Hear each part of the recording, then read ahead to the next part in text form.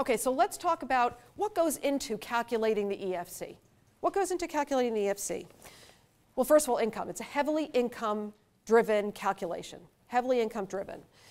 Just so you get an idea, so if your adjusted gross income on your tax return is anywhere between about $250,000 to $275,000 or greater, your adjusted gross income, your EFC will be probably around $60,000, $70,000. So what does that mean?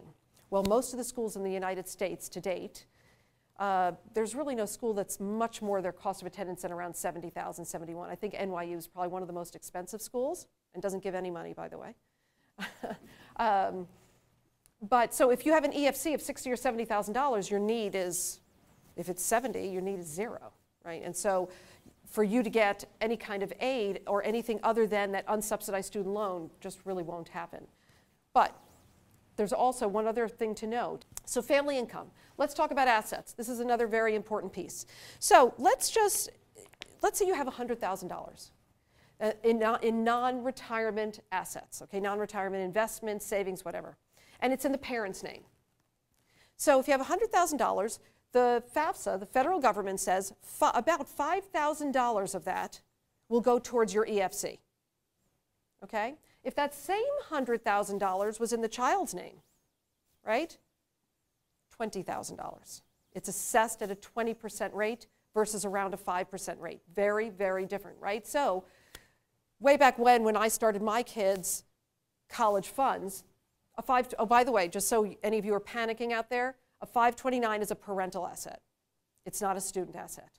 Okay, the owner is the parent and the student is the beneficiary. So that's a parental asset.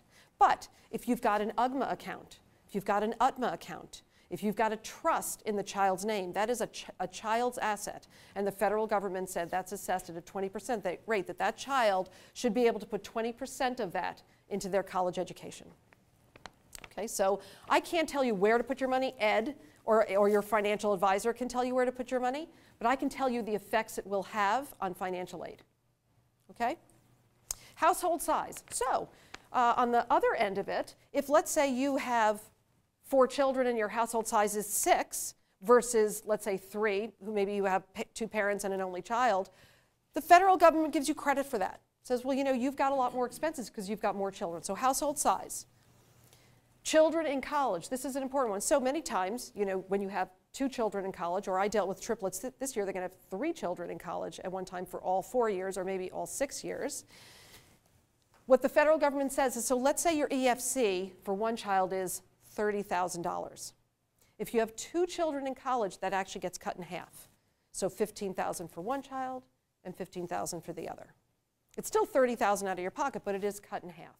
Okay, so they do take that into consideration. The age of the older parent. So actually, as you get older and closer to retirement age, they give you credits for that as well. That's part of the calculation. If you have a secondary home or homes, even if they're rental income, the equity in those homes is included as well. Not your primary home equity with the FAFSA. Your primary, they don't touch that. They don't touch retirement assets, and they don't touch primary home equity. Yes? Would they include the equity in